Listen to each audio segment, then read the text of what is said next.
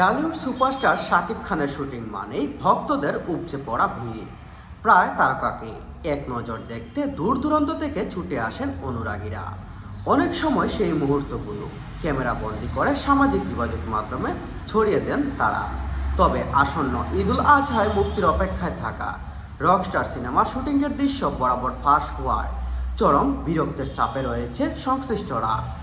একাধিক সময় সিনেমাটির একাধিক ভিডিও ক্লিপস ও ছবি সামাজিক যোগাযোগ মাধ্যমে ভাইরাল হতে দেখা যায়।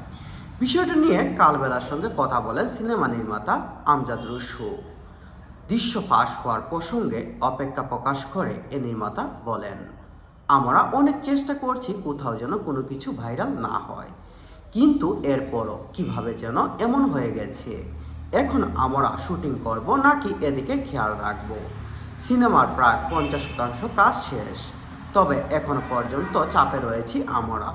এখন আমরা আমাদের জায়গা থেকে খুব বেশি কনফিডেন্সিয়ালি চেষ্টা করছি যেন আগামীতে আর এমন কোনো ঘটনা না ঘটে, সেদিকে আমরা নজর রাখছি খুব বেশি। শাকিব খান মানেই বাংলা।